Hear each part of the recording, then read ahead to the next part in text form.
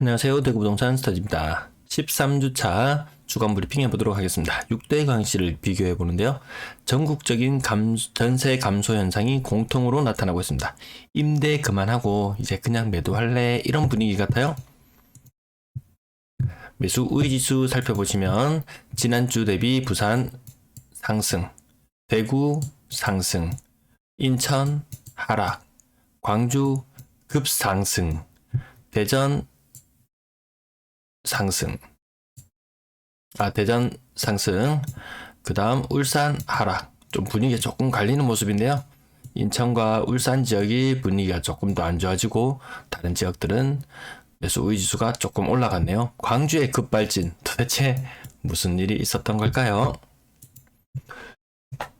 3월 7주, 3월 7일, 3월 28일 두 개의 매매 지수를 비교해 봅니다. 매매 지수 대구 지역 낙폭 축소, 부산 지역 상승, 대전 낙폭 축소, 세종 낙폭 축소, 경기도 낙폭 축소.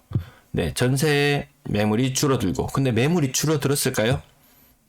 같이 한번 보시죠. 자, 전세 마찬가지로 전세도 3월 7일 대선 전과 대선 이후 오늘에 이르기까지 대구 지역 낙폭 축소, 대전 낙폭 축소, 세종 낙폭 축소, 경기 낙폭 축소, 서울 낙폭 축소, 인천 낙폭 확대. 인천이 확실히 분위기가 좀 안 좋아지고 있는 듯한 그런 모양새입니다. 아파트 매매 가격 지수 6개 광역시 중에서 2군데 상승 그리고 4군데 하락하는 모습이에요. 전세 가격 지수 3군데 상승, 3군데 하락. 근데 낙폭을 비교해 보시면은 낙폭이 조금 더 큰 상황이네요.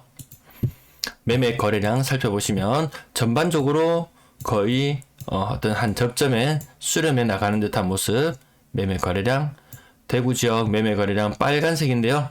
광역시 중에서도 인구는 3인데 거래량은 한 4, 5위권 정도 되는 것으로 보입니다.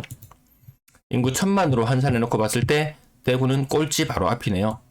대구보다 확실히 인천의 거래량이 확 줄어드는 게 보이시나요? 이 표는 잘못됐어요.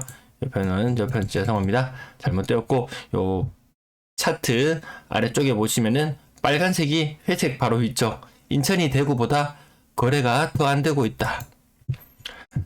주간 신고가 비율, 그럼에도 불구하고 신고가는 인천이 제일 높게 나와요.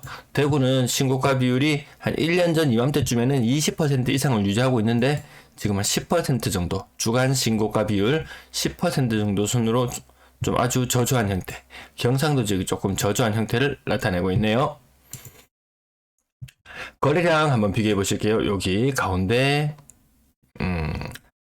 대선이 끼어있던 줄을 전후로 해서 한번 비교해 보겠습니다. 여기 설날이 끼어 있어서 요주는 빼고 좀 예외적이기 때문에 빼고 비교해 보면은 요 숫자 위아래로 비교해 보시면은 결코 부산 지역 대선 이후로 거래량이 늘었다고 볼 수가 없다. 대구 지역 평균적으로 보면은 거의 비슷한 수준이다. 인천 지역 대선 전과 후를 비교해 보면 어떤가요? 요것도 좀 비슷한 수준. 대전 지역 대선 전보다 거래량이 더 줄어든 모습. 울산 지역 마찬가지로 대선 전과 대선 후를 비교해보면 거래량이 더 줄어든 모습. 광주 지역 대선 전과 대선 후를 비교해보면 이건 좀 비슷한 모습이네요. 전반적으로 거래가 살아난다고 보기는 힘들어 보입니다. 전세 거래량 살펴보시면은 전세가 가장 활발한 곳은 인천 지역. 인천 지역의 3월 거래량 가장 활발합니다. 부산 지역이 전세 거래가 3월에 전세 거래가 좀 시원치 않네요. 나머지 광역시들도 전세 거래 2월달까지 거래를 보면 전반적으로 거래가 예전보다는 좀 줄어드는 형태로 가고 있다. 인구 1000만으로 놓고 환산해 봤을 때 대구 지역 전세 거래가 가장 안 되고 있어요. 정말 안 돼도 너무 안 되는 그런 모양새인데요. 매물 비교해 보시면은 매물은 부산 지역 계속 증가. 대구 지역도 납작하긴 하지만 아직까지 증가 추세 유지. 인천 지역 매물 증가 각도가 올해 들어서 가장 큽니다.